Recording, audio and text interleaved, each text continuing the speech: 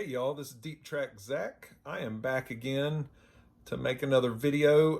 I haven't made one of these in a while. This is going to be like a new arrivals video that I'm calling Grails and Garage Sales, because all these records are either Grails of mine or things I acquired at garage sales over the last couple months.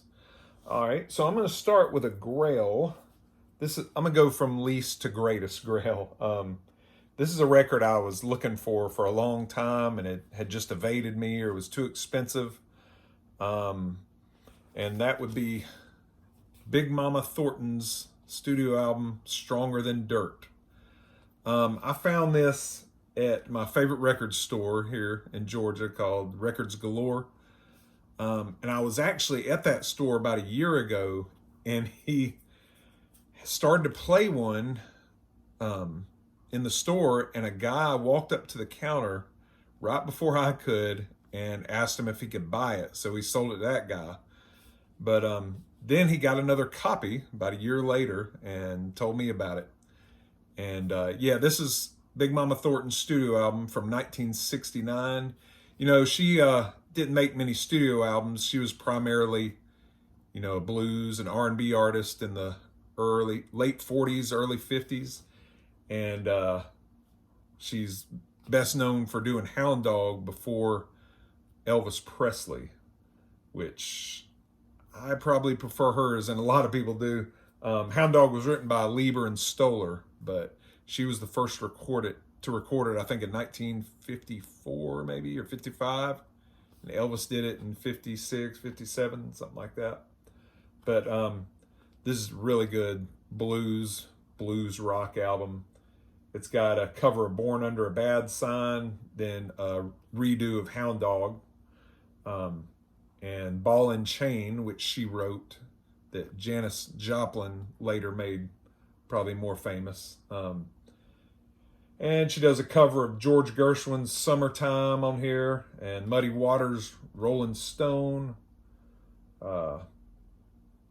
Ashford and Simpson's Let's Go Get Stone, which Joe Cocker's version's probably best known of that. She does a cover of Funky Broadway, That Lucky Old Sun, Ain't Nothing You Can Do, and then the last track is a awesome cover of Bob Dylan's I Shall Be Released. A good way to end the record. And there she is, Big Mama Thornton at home, probably with some grandkids and her kids. And there's the back cover. So yeah, that was sort of a Grail for me to acquire. All right, the next one, I've also wanted this for many years and just could never saw it out in the wild and never could find a good price. But that would be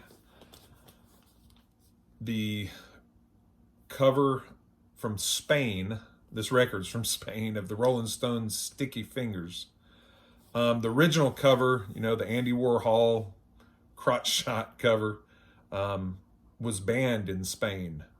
So the Rolling Stones legendary designer, the guy that designed the first tongue logo, John Pash, he designed this, and it was actually photographed by Phil Jude, who was the photographer for the Goat's Head Soup cover and Inner Gatefold and all that. But I love Sticky Fingers. I love every song on it. But I actually prefer this cover. And what the fingers are coming out of there is something called treacle. I think that's how you pronounce it. Treacle, from India. And it's actually a syrup, like a sugar-based dark syrup.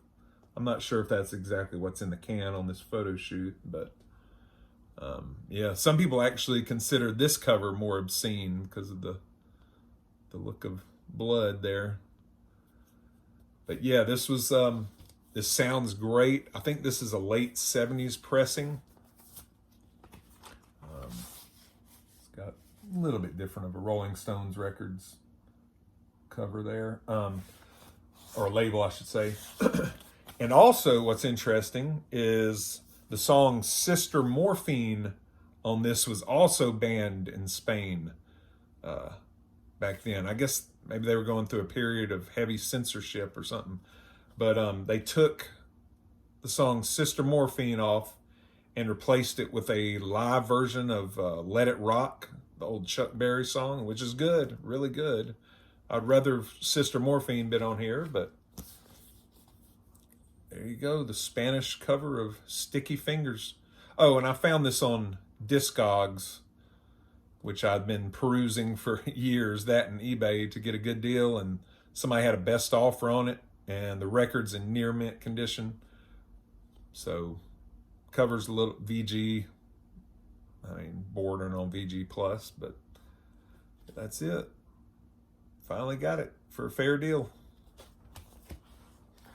All right, next one. I got this at the Atlanta Record Show about a month and a half ago. I've also been wanting this for a long time, but it's very expensive, and a guy cut me a little bit of a deal at the Atlanta Record Show, and that would be Neil Young's Psychedelic Pill triple LP from 2012.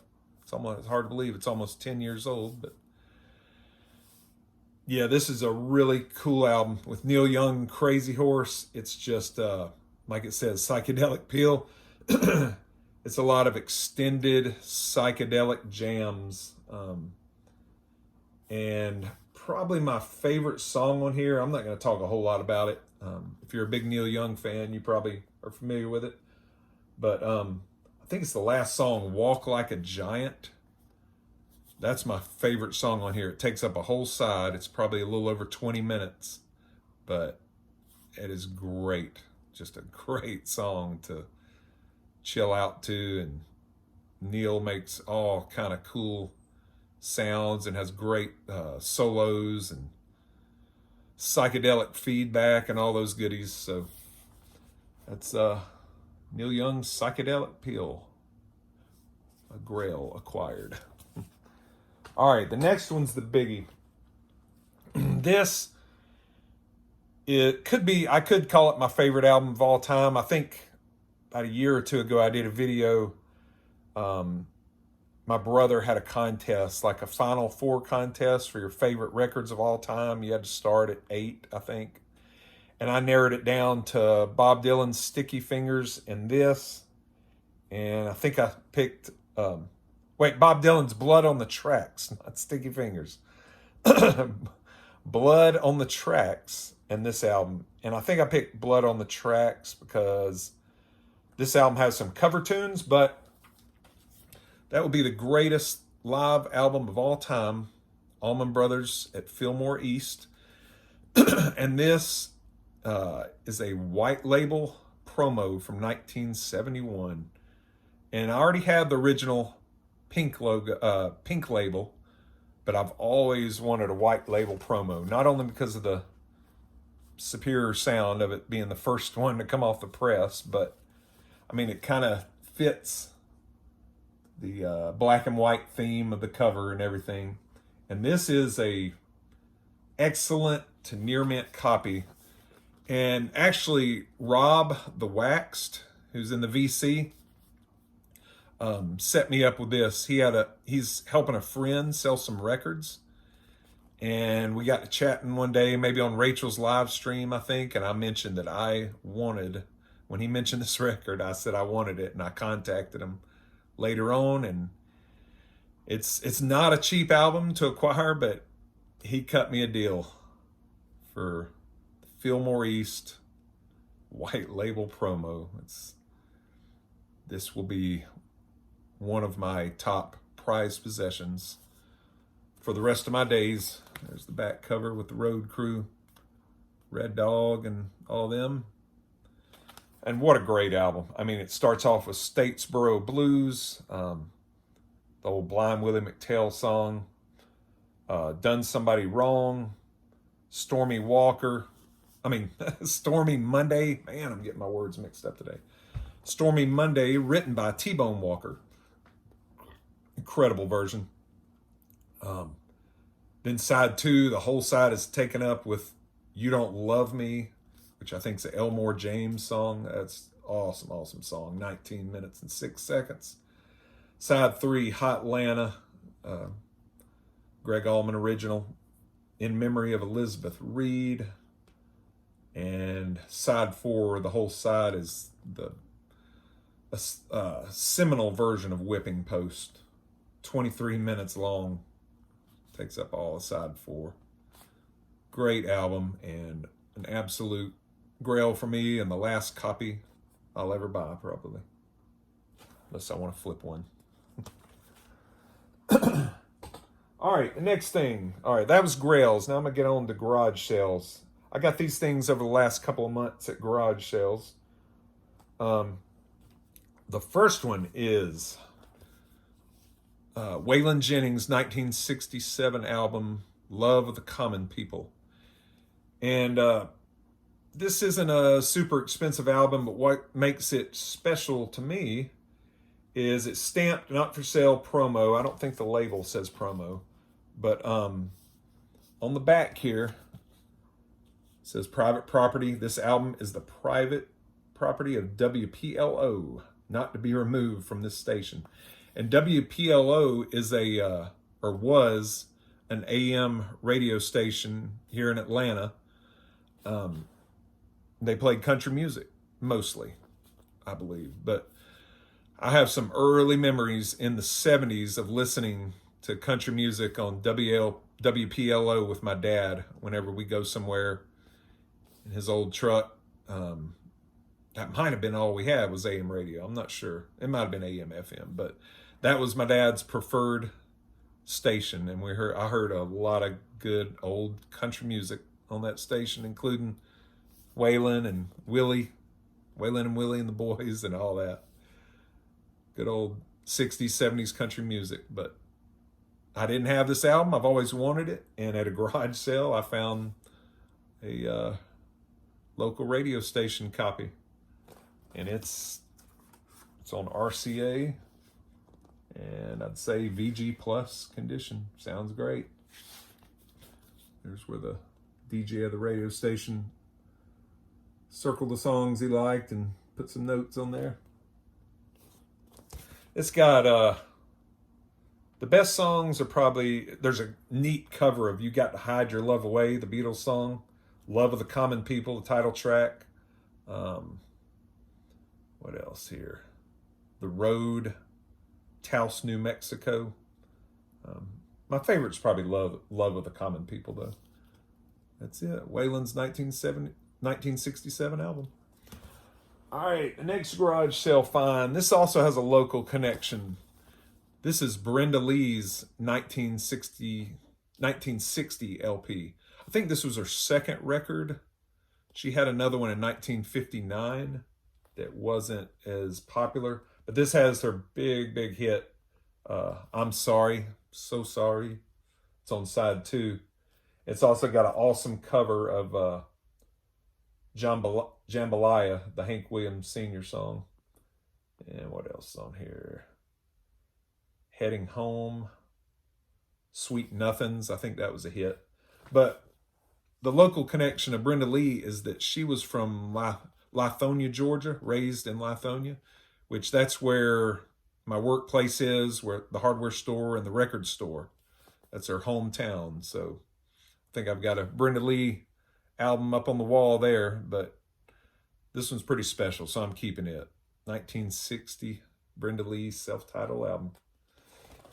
All right, the next garage sale item. This also has a local connection. That's kind of the theme here. This is Mother's Finest debut album. This was an Atlanta funk rock band. You can see they were integrated there, black and white. And this is an awesome band. I have to admit, I haven't even listened to this yet. I've had it for a couple of months. Haven't listened to it, but I love their 1977 album. It's called Another Mother Further. That had the big hits, 2 or 3 big hits on it, national hits, like Piece of the Rock and Baby Love was another song on that one. But this is their debut from 1972, Mother's Finest on RCA. think a CD came out a few years ago with all these songs and then some bonus tracks from an album that was never released. It was supposed to be their follow-up to this.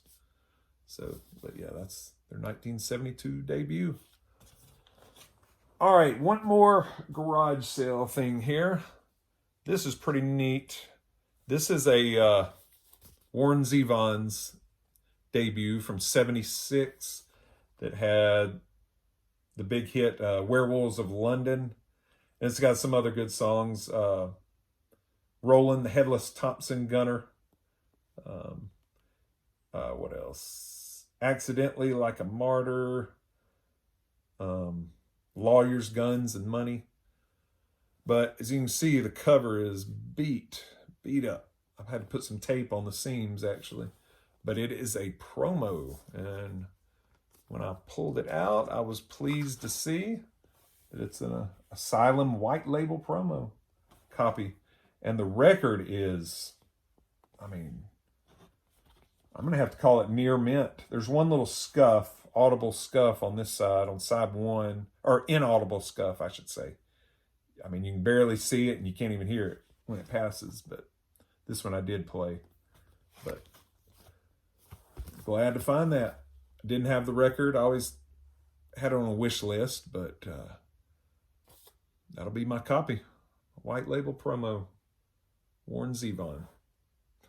All right, y'all, that's going to be it for today. I'm going to wrap this video up, and I want to thank all my subscribers once again, and I'll keep making as many videos as I can make. I mean, I don't want to do a lot of these new arrival videos, but I like to mix it up between these and the new videos I'm doing where I match up albums head to head, song by song, and then I really love putting my deep tracks song videos up once a week or so. So just keep tuning in, and hope everybody has a great day, great week, and great holidays coming up. Until then, see you next time. Bye-bye.